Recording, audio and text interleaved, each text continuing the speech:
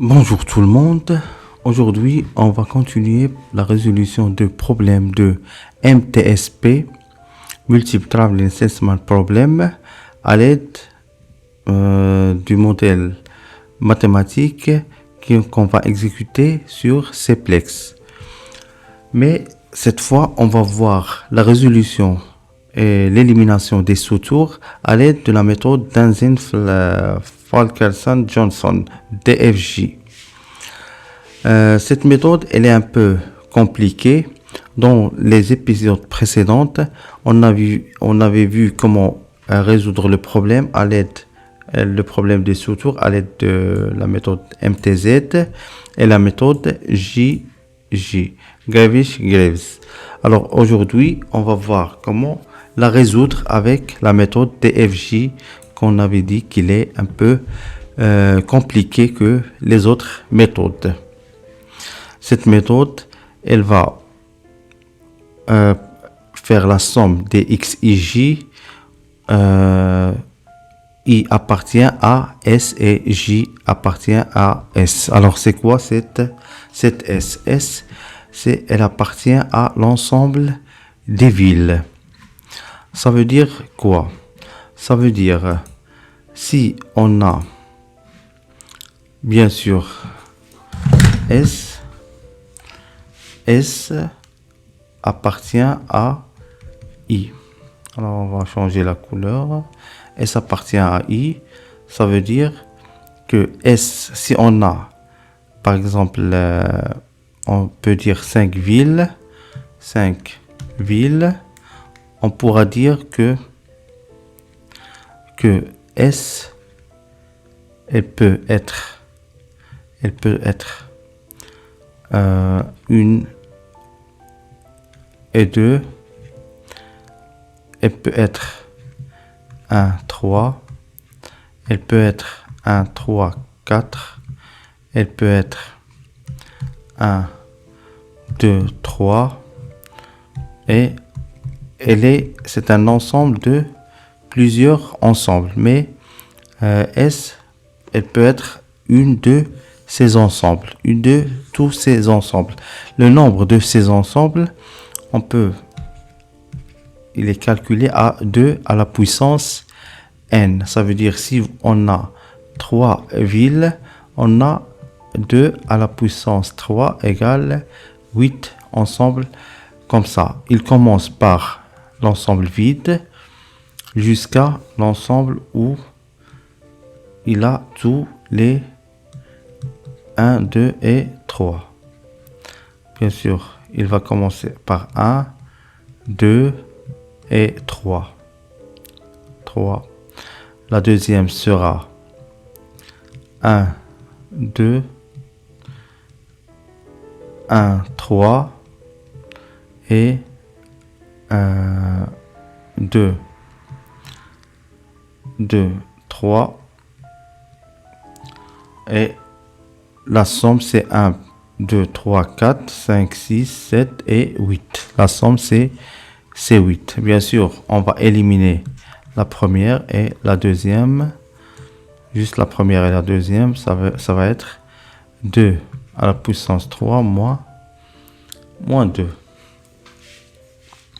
Alors c'est 2 à la puissance n moins 2. Parce que S va être inférieur à I moins 1. Inférieur ou égal à I moins 1, on va éliminer la dernière et la première. Et S aussi, elle est différente que nulle, parce que cet ensemble, elle est nulle. Alors la somme de tous les ensembles sera 2 à la puissance n. Alors si on a, bien sûr, 100 villes, ça va être un nombre très difficile à résoudre. Pourquoi? Parce que même à l'aide de notre calculatrice, ça va être un nombre, par exemple 2 à la puissance 100. Ça va être un très très grand nombre pour nos PC à faire des calculs. Alors que sans ville, ce n'est pas quelque chose de trop difficile avec la méthode MTZ et la méthode DFJ. Ce sont et la méthode GG. Ce sont des méthodes où ils peuvent résoudre ce problème de sans ville dans un temps un peu logique pour nous. Alors celle-là, ça va prendre des années pour le faire ce calcul. Alors, comment on peut bien sûr coder ce problème? Alors, MTSP DFG, tout d'abord, on doit créer comme les autres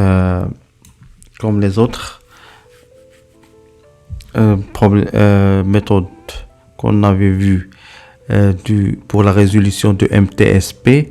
Je vous invite à revoir les vidéos précédentes avec MTZ et GG. Le nombre de villes ici, c'est juste 15. On va utiliser juste deux chemins à parcourir. Les villes de 1 jusqu'à le nombre de villes de 15. Le coût qui va être un nombre aléatoire. X, maintenant ce sont les variables de décision. X et J. Et on va voir un autre variable qu'on va créer, mais c'est pas un variable de décision. C'est un range SS. Un range SS, c'est un range de 1 jusqu'à 2 à la puissance n. On peut faire de 2 puisqu'on ne veut pas avoir des valeurs nulles. Et on va créer un variable qui va prendre tout, qui va créer tous les ensembles qu'on avait vus. Alors, de 1 jusqu'à 2 à la puissance n. Alors, c'est 2 à la puissance n ensemble qu'il va créer. 2 à la puissance 15. 2 à la puissance 15 aussi, c'est un nombre qui n'est pas facile à créer. Alors, la fonction objective, c'est ij fois xij. Les contraintes qui ne va pas sortir du dépôt. Il va sortir du dépôt m fois et il va revenir au dépôt m fois. Xii égale à 0. Alors xij égale 1. C'est deux contraintes pour indiquer qu'il va sortir du même nœud une seule fois et elle va revenir au même nœud une seule fois. Il va retourner vers la même nœud une seule fois. Et la contrainte pour éliminer les sous-tours. La contrainte pour éliminer les sous-tours, c'est il va parcourir les 2 à la puissance n. Dans notre cas, c'est 2 à la puissance 15. Alors, ici, c'est carte sub s. Par exemple, si on prend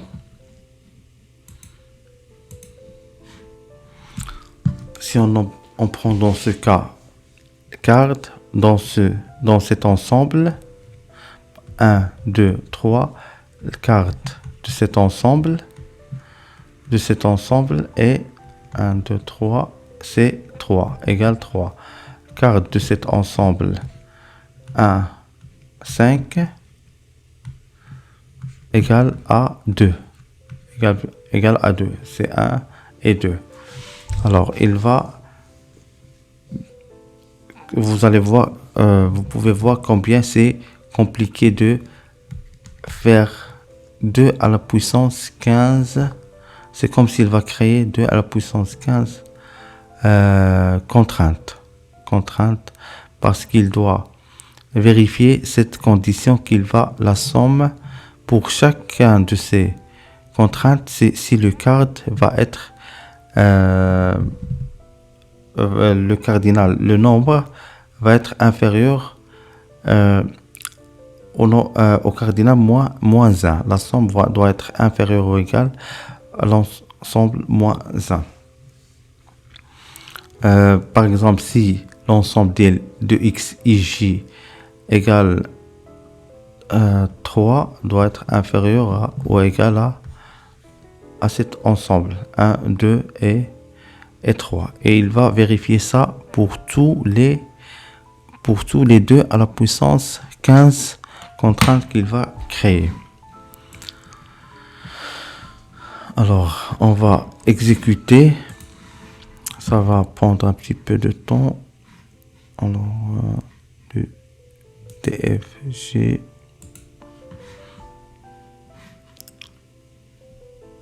Alors, on va attendre un petit peu. Je crois que il a fini dans 5 secondes. Alors, il nous a créé deux chemins. Le premier, 1, 2, 3, 4, 5, 6 et 7. Alors, combien on a? On a 15. Le premier de 7 et le deuxième, 1, 2, 3, 4, 5, 6, 7. Aussi de 7.